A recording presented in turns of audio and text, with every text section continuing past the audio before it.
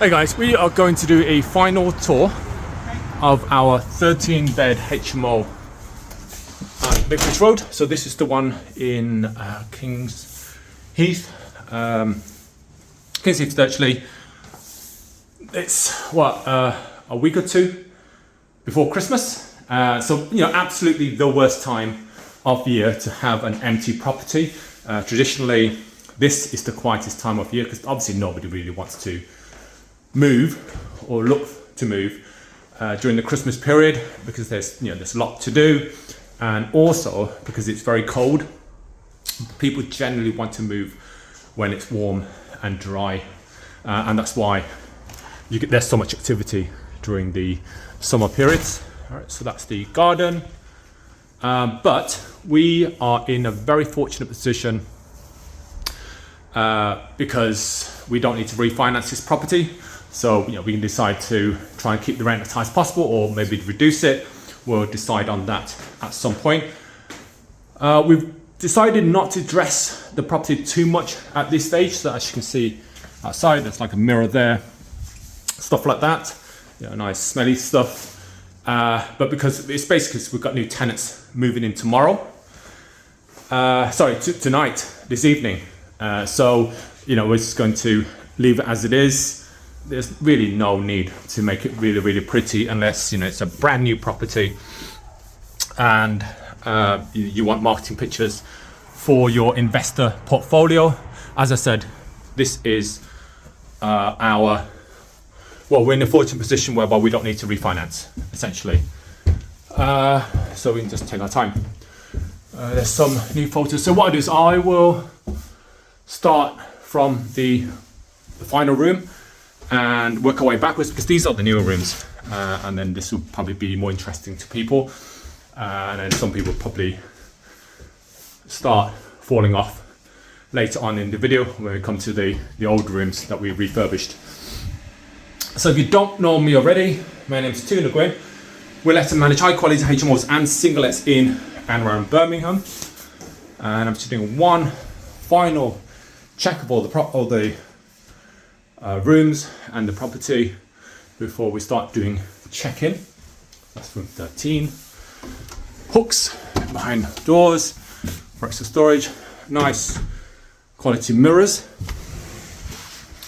This is room 12. The ensuite. Just do a final sweep.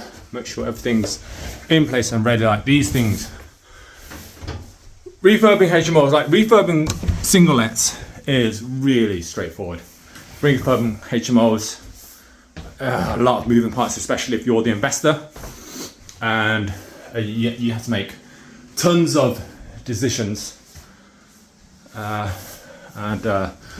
be, every time we sort of reach near the end of a refurb, we always say, never again. Well, obviously, until we find another deal and then go again.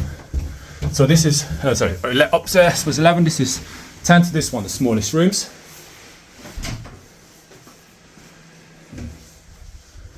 And let's see what else. So new carpeting, that's a rug. I'm going to change that colour, I don't like that colour.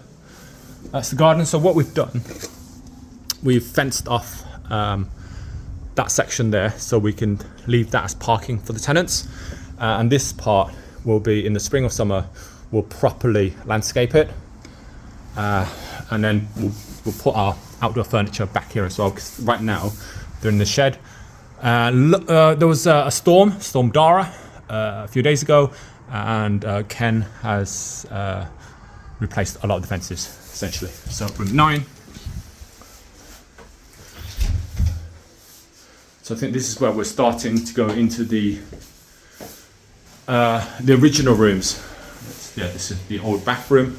So these two, actually, we had to refurb ourselves. Okay, so let's go back, actually. If you look at the first video, this section here, so those are 2 original rooms, but this here, going up to here, so this entrance here was actually the entrance to a large, lounge, communal space, which ended up as a dumping ground. So this is why you don't really have a lot of large communal spaces, because it always ends up as a dumping ground, other than a diner or a living room.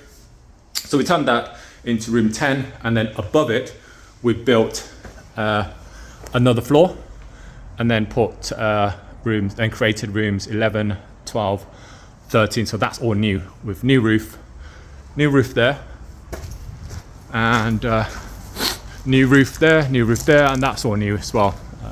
Yeah, probably. Oh, this is probably a nice shot. Coming in here. So we've got a freezer there, along with 2 large American style freezers.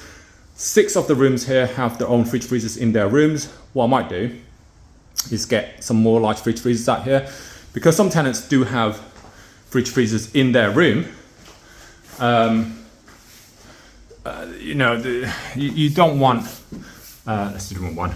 You don't want tenants really to have to bring their food from their room into the kitchen if you can avoid it. You know, it's like having a fridge freezer in your room is a bonus. It's more of a luxury for tenants, but you shouldn't expect them to keep all their cooking, you know, the heavy duty cooking stuff in there, produce in there, because it's just not practical to have to then carry it to the kitchen to do your cooking. So you know, we've got 2 large American style fridge freezers. Then we've got another freezer with, I think, 5 or 6 shelves of freezer space, but because tenants mostly get free frozen stuff in house shares. But what I might do is get maybe 2 more large fridge freezers and see what I can put them. I'll probably put them in that corner and fit some more power sockets there as well. That's the tank room. So boiler, tank. Well, that's a brand new door. Really nice door. Okay, upstairs.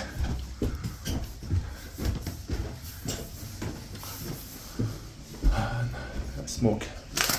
So you know, it looks a bit plain right now, but you know, don't forget, once tenants start moving in, if there's too much going on in terms of design, like too much colors, too many patterns, everything will look really cramped. So just something to be mindful of.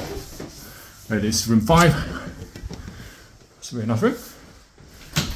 2 large windows, so plenty of sunlight. Bathroom. Yeah, it was just kept to nice classic colours, nice classic design, because we do want to have to redecorate these walls after every tenancy, just to keep them fresh and keep them, you know, always provide these rooms in showroom condition.